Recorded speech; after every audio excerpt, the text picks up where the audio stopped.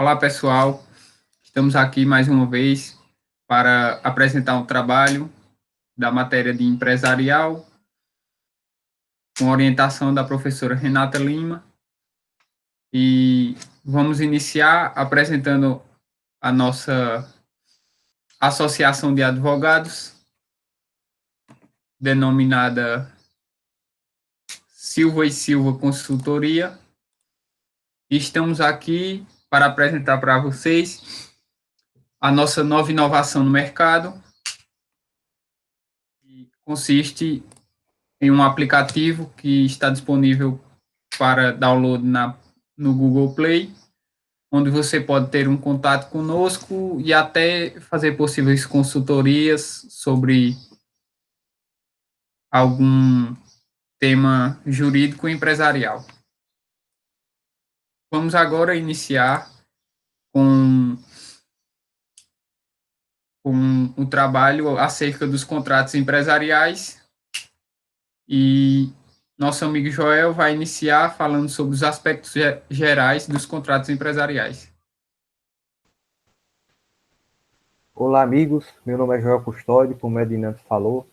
E antes de nós falarmos sobre os contratos de colaboração empresarial, vou falar um pouco da teoria geral que incide sobre os contratos empresariais. Basicamente, falar um pouco sobre os princípios. Um dos princípios vetores de todos os contratos, entre eles os contratos empresariais, ou seja, aqueles contratos que se realizam entre empresários, nos termos lá do livro de empresa, de que trata no Código Civil, um desses princípios é o princípio da autonomia da vontade.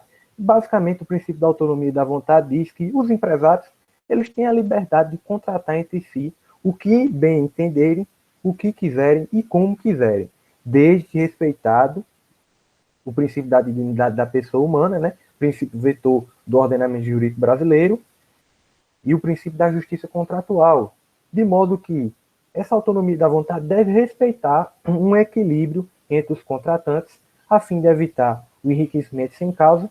De outra maneira também, essa autonomia da vontade ela é complementada pelo princípio do pacta sunt servanda, que basicamente diz respeito que os contratos devem ser cumpridos.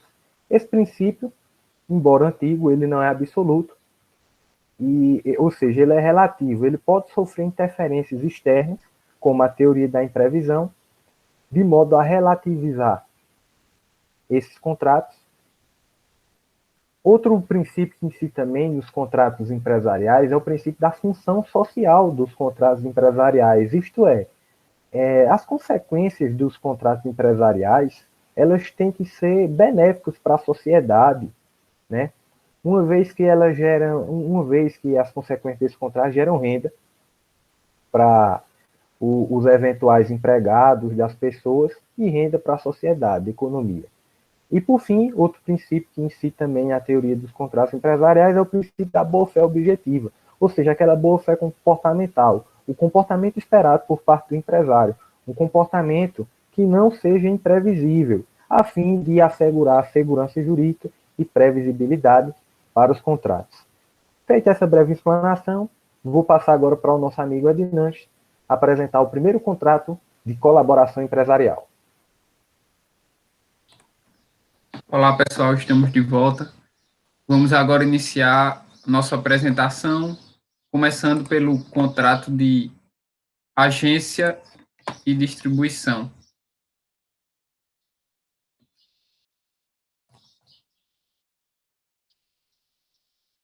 Vamos falar inicialmente sobre o conceito de agência de distribuição, que está disposto no artigo 710 do Código Civil, e diz o seguinte: pelo contrato de agência, uma pessoa assume, em caráter não eventual e sem vínculos de dependência, a obrigação de promover, à conta de outra, mediante retribuição, a realização de certos negócios em zona determinada, caracterizando-se a distribuição quando o agente tiver à sua disposição a coisa a ser negociada. Agora, o contrato vai ser continuado pelo nosso amigo Jefferson Pedro.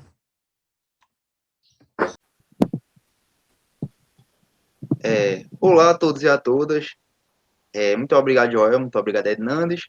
E continuando, assim como o nosso amigo Ednante falou, no contrato de agência de distribuição, o agente ou o representante, ele recebe os poderes do representado, para assim fazer os negócios em nome deste. O contrato de agência de distribuição muito se parece com o contrato de representação. E assim vamos tratar da mesma forma eles como sinônimos, pois a doutrina majoritária assim os trata. Já em relação ao contrato de agência e ao contrato de distribuição, o contrato de distribuição é uma subespécie do contrato de agência, ou seja, tem uma leve diferença. O contrato de distribuição, o objeto que está sendo negociado já está à disposição, e no contrato de agência pode ainda não estar. No contrato de agência em si, o representante pode ser tanto pessoa física como pessoa jurídica, ficando a cargo de realizar os negócios no nome do representado. Os poderes para o representante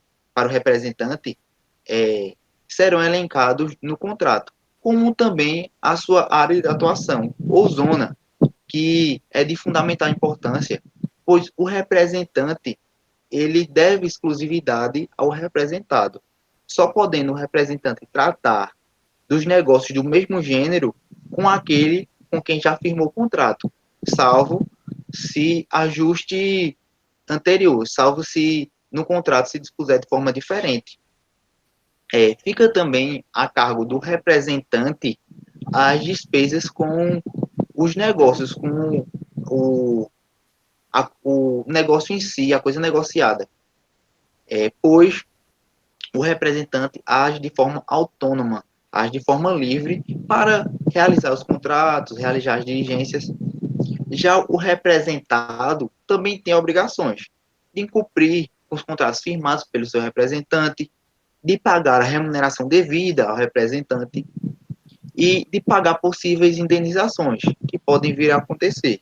Como, por exemplo, se o representante vir a firmar contratos e o representado não cumprir esse contrato, ou cumprir em parte e tornar antieconômico para o representante, acontecerá do representado ter que pagar a indenização ao representante, como também os devidos pelos seus serviços. O contrato de agência é bastante utilizado atualmente por todos nós. E é muito fácil de visualizar, por exemplo, o contrato de agência quando se tratar de viagens, pois provavelmente muitas pessoas aqui já utilizaram um serviço dessa forma. O agente de viagens, ele representa uma empresa aérea, representa um grupo de hotelaria, onde ele vai firmar um contrato em que esses dois representados estarão inclusos, que o serviço não é prestado pelo representante, e sim pelo representado, e sim por essas empresas. Bem fácil essa distinção, pois é um contrato que está no nosso dia a dia.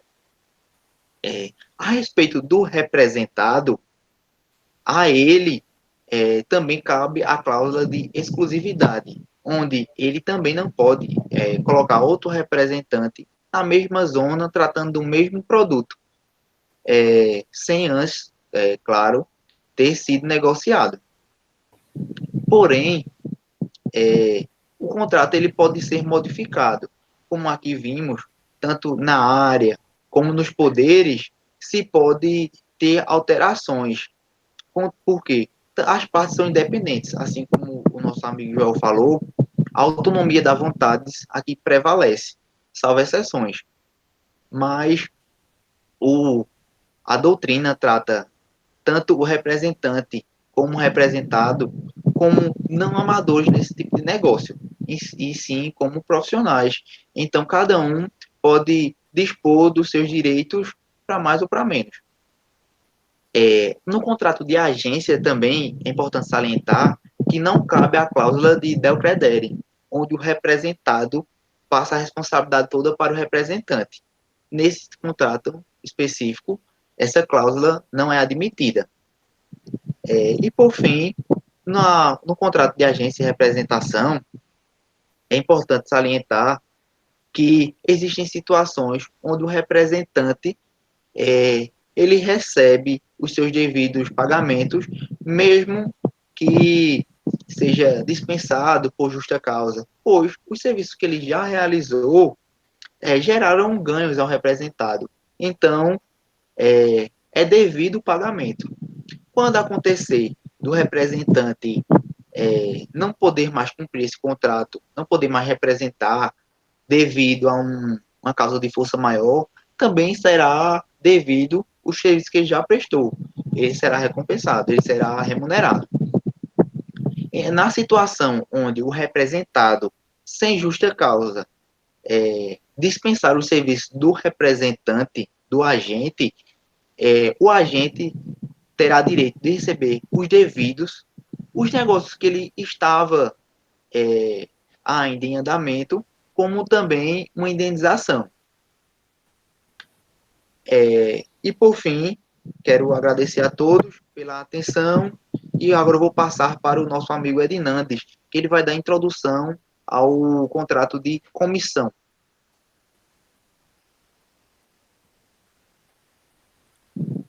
Olá, pessoal.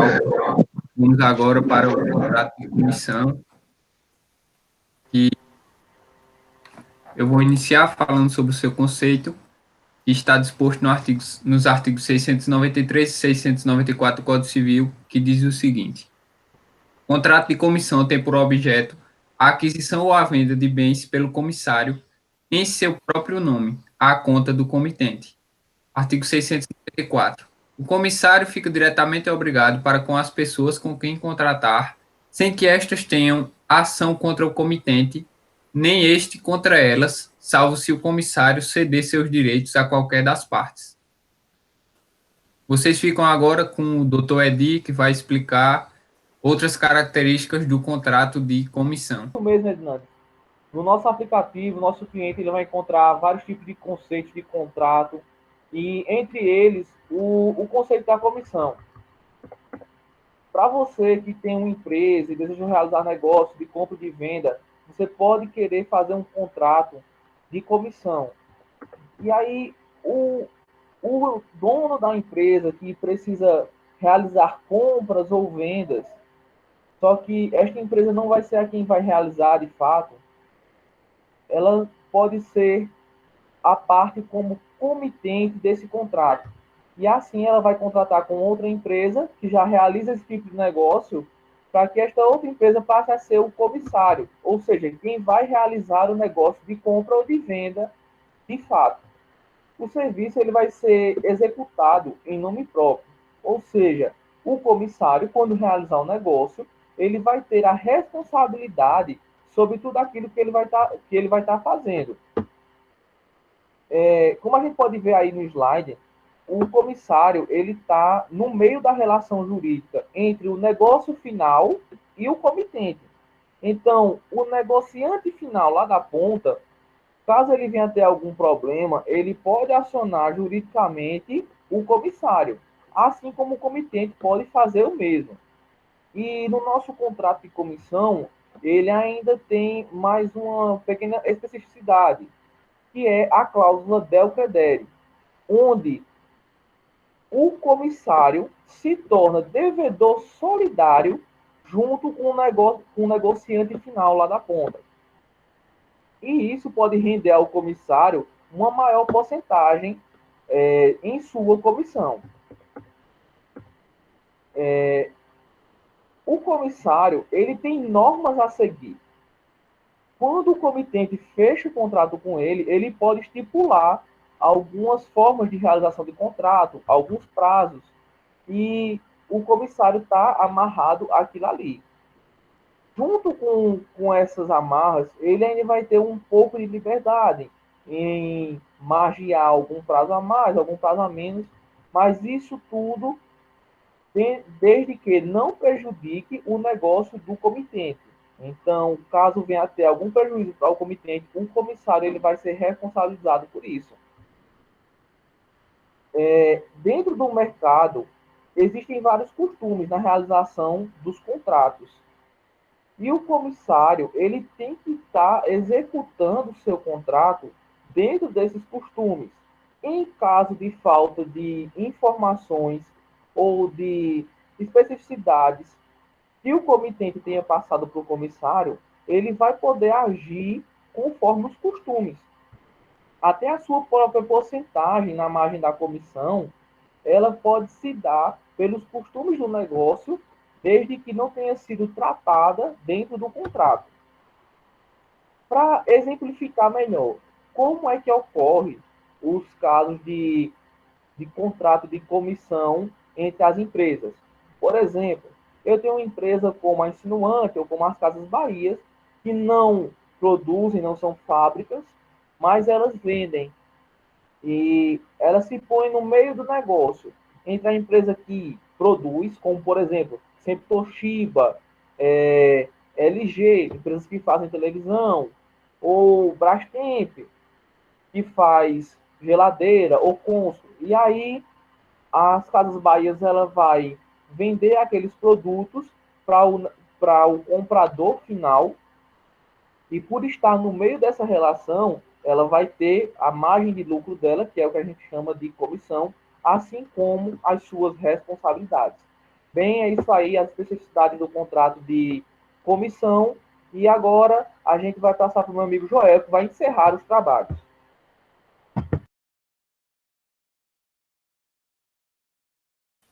É isso, meus amigos. Essa foi a nossa apresentação sobre os contratos de colaboração empresarial chamados de agência e de comissão.